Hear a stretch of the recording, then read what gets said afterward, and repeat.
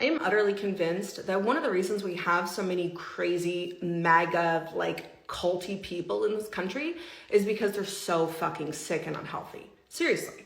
Like my platform, I talk about plastic, right? But when I talk about plastic and how fucking bad it is for us, it comes from ultra processed foods and having contaminated water. So I saw that video where this gal's dad is being deported by ICE and he's terminally ill and she's sobbing, asking everyone to donate, right? And she regrets her vote for Trump. She made an apology video basically where she's talking about, and she's very vulnerable in it, right? Where she's showing how much internalized racism and misogyny that she had. She's being very, very vulnerable. I responded to a comment saying we cannot continue the hate.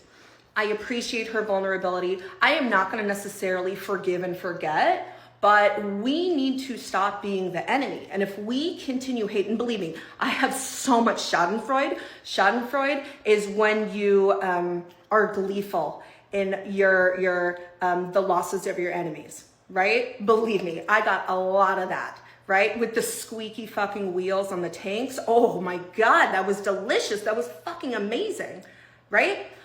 But if we keep giving them exactly what they expect and we punish those that are vulnerable and come to our side, well, guess what? We're gonna have less people being vulnerable and coming to our side.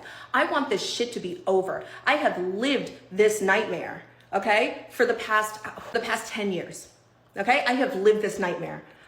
Someone brought a loaded pew-pew to the protest I was at with my 7-year-old yesterday. But if we punish those that are trying to come to our side, then guess what? They're not gonna come to our side. We need to unite against a common enemy. That doesn't mean you have to be best friends with them, but that does mean that you don't fucking punish people that come forward and are vulnerable about the mistakes that they made. We don't need to be best friends, but we need to not punish people that are being vulnerable and leaving their side, because guess what? We're gonna have less people coming to our side if we keep doing that, right? And I need her to influence 10 other people to also leave the MAGA cult. We're gonna have a lot of fucking mess to clean up after this shit. I want someone to help me clean up that mess.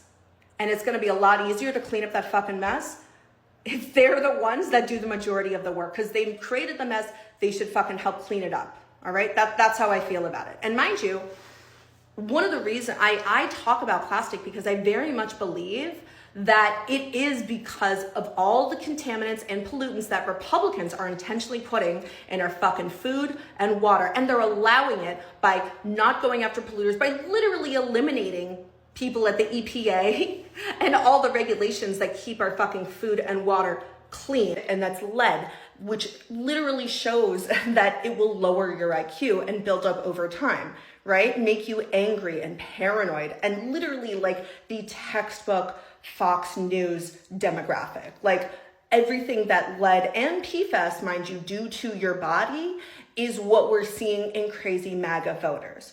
But we are never going to get out of this if we just become exactly like them. This has been studied. The amount of PFAS and lead in your drinking water directly correlates with your income level later on in life and with housing prices. And guess what? They're Republican, they're conservative.